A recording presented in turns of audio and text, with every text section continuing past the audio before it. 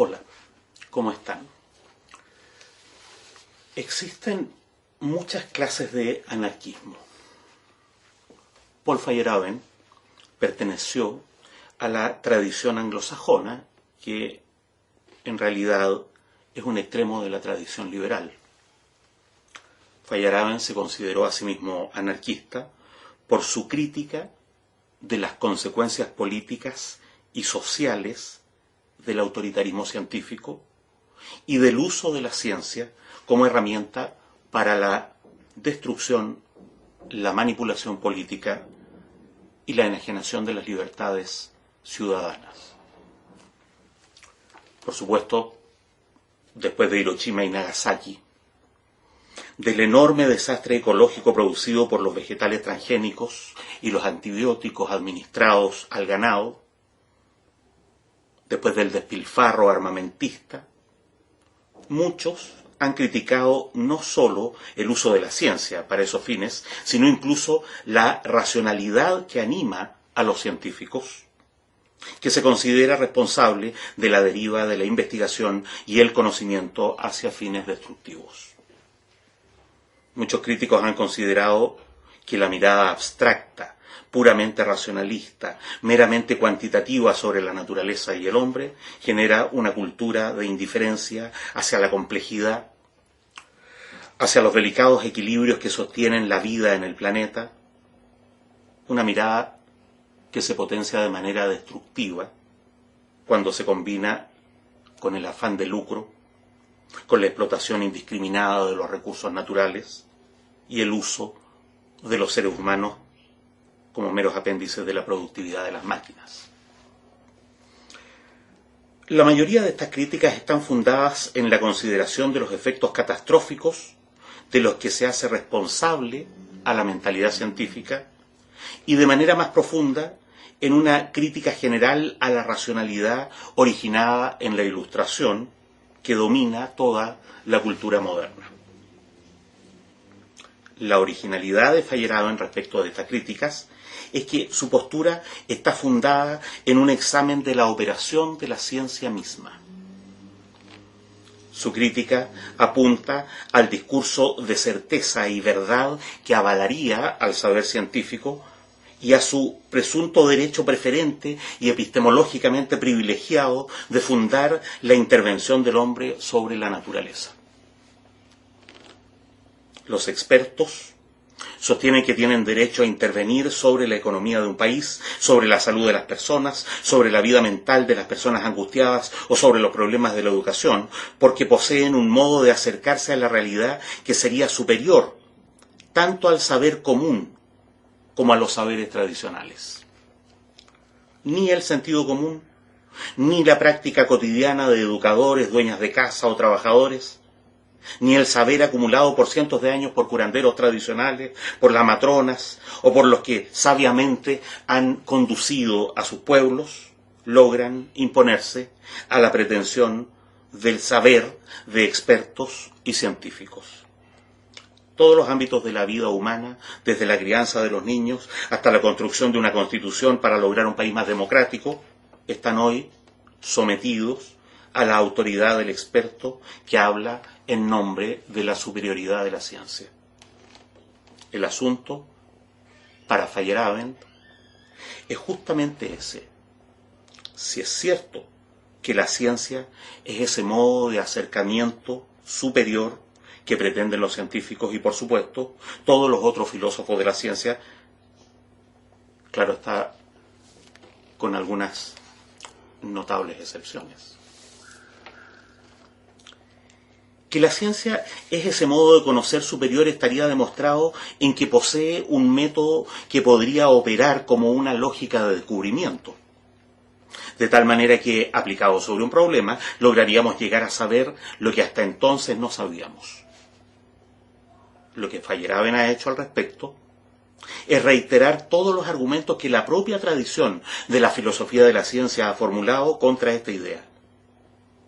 Simplemente no hay una lógica que haga del método científico una guía para llegar a saber de manera necesaria lo que aún no sabemos. Las críticas contra la certeza de la inducción y las debilidades del método hipotético lo muestran de manera contundente. Pero, si esto no es así, deberíamos al menos tener un criterio que muestre claramente la diferencia entre ciencia y pseudociencia, en el entendido a priori de que de esta manera lograremos llegar a preferir la ciencia que asumimos como superior. Nuevamente Feyerabend procede aquí a reunir y mejorar las críticas que se han formulado contra el falsacionismo de Karl Popper y contra las pretensiones demarcatorias del empirismo lógico.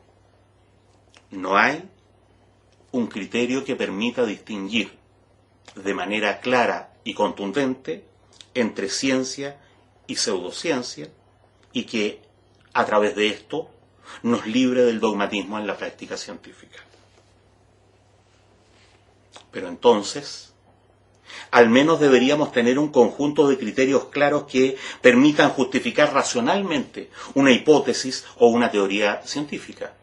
Lo que Feyerabend muestra nuevamente de manera contundente es que la debilidad del método hipotético, las debilidades de la inferencia estadística, la influencia del contexto cultural sobre la acción de los científicos impiden que se pueda considerar a sus decisiones como puramente racionales.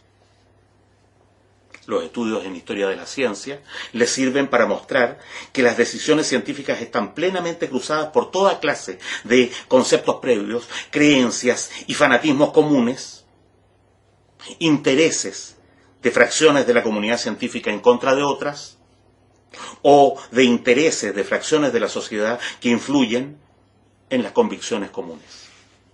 La idea de paradigma de Thomas Kuhn, la crítica de la ideología ya formulada desde Marx y Nietzsche y replanteada en términos sociológicos por Karl Mannheim, le sirven de apoyo.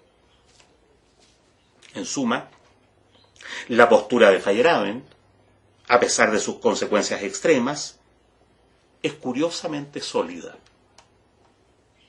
Todas las polémicas no resueltas de la tradición de la filosofía de la ciencia apuntan hacia sus conclusiones. Y esto debería ser evidente si no es por la operación del mismo tipo de obstáculos epistemológicos que él mismo señala: el dogmatismo, la necesidad de una cultura, de contar con medios legitimados de saber, la influencia de una arraigada tradición de prejuicios que apuntan sin más, sin un fundamento necesario, hacia una autopretendida superioridad de la ciencia. Por supuesto, Feyerabend es el primero y el que de manera más tenaz ha señalado la falacia del argumento tecnológico. Los éxitos de la tecnología no prueban la superioridad o la verdad del saber que funda. Al respecto, Feyerabend ha señalado que cada cultura tiene sus propios medios para validar la eficacia de las tecnologías que le interesan y que le resultan vitales, y que la tecnología moderna, basada en la eficacia empírica, no solo no puede dar fundamento a su propia pretensión de verdad, sino que tampoco puede ser usada para juzgar los resultados o la eficacia de las técnicas desarrolladas por otras culturas. El juicio a priori de que las técnicas fundadas en el saber empírico deben ser la base para validar la eficacia de cualquier tecnología no solo es anacrónico, es decir, aplica criterios actuales a culturas anteriores, a que no los compartían, sino que es colonizador. Es decir, aplica criterios de validación a culturas que no viven del modo en que nosotros vivimos, ni aceptan nuestra imagen del mundo. Las conclusiones de Feyerabend son estrictas y extremas. No es posible formular un método para conocer la realidad que asegure que nuestros conocimientos son verdaderos. No es posible formular un criterio a priori que nos asegure que unas teorías o saberes son claras y efectivamente superiores a otros. No es posible, por lo tanto, formular un criterio de evaluación que demuestre que la ciencia progresa o que es superior a otras formas de conocimiento. Para Feyerabend, estas conclusiones tienen un claro significado político. No hay razones realmente contundentes para que estemos obligados a aceptar la ciencia como el saber imperante y definitorio en nuestra sociedad. Tengo aquí el Tratado contra el Método, que es el principal libro de Feyerabend. Su subtítulo es Esquema de una teoría anarquista del conocimiento científico. Fue publicado en 1975 y la dedicatoria dice: a Imre Lakatos, amigo y camarada anarquista. Por supuesto, Lakatos, que había muerto en 1974, mientras se escribía este libro, no era anarquista, pero era muy buen amigo.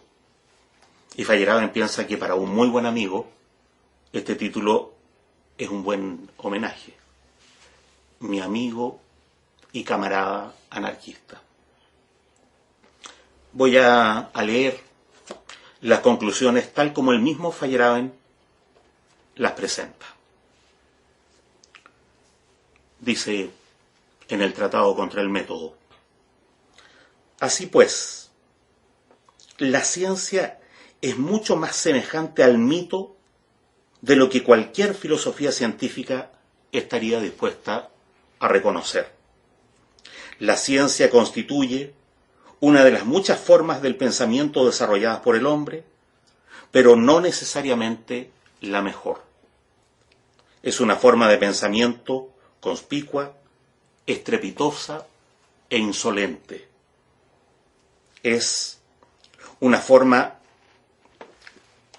insolente, pero solo es intrínsecamente superior a las demás para aquellos que ya han decidido en favor de cierta ideología, o los que han aceptado sin haber examinado sus ventajas y sus límites.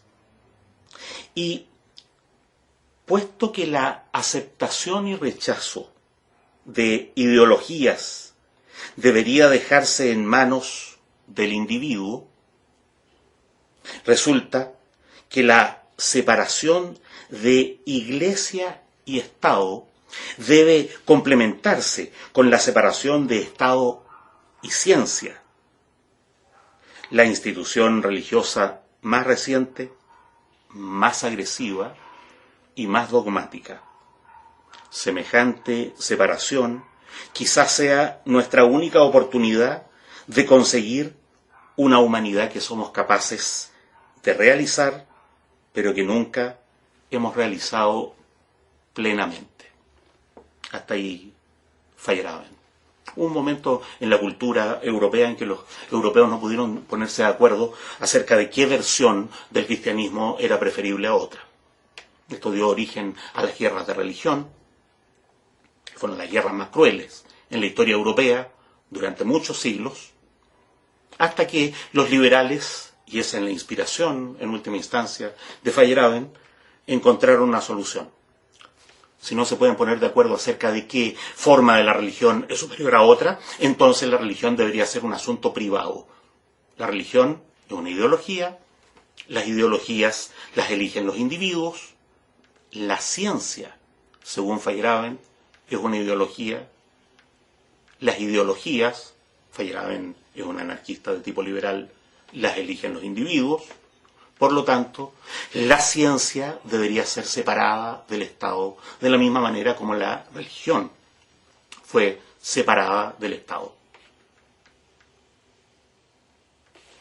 En clases vamos a ver las críticas que se pueden formular a la postura de Feyerabend desde un concepto histórico de la racionalidad científica. En el próximo video vamos a ver cómo Lakatos logró salvar, evitar algunas de las conclusiones extremas de Feyerabend, formulando un criterio de evaluación para las teorías científicas. Un criterio débil, pero suficiente, al menos, para sostener una cierta racionalidad escasa, por cierto, para la tarea científica. Hagamos eso. Nos vemos en el próximo video.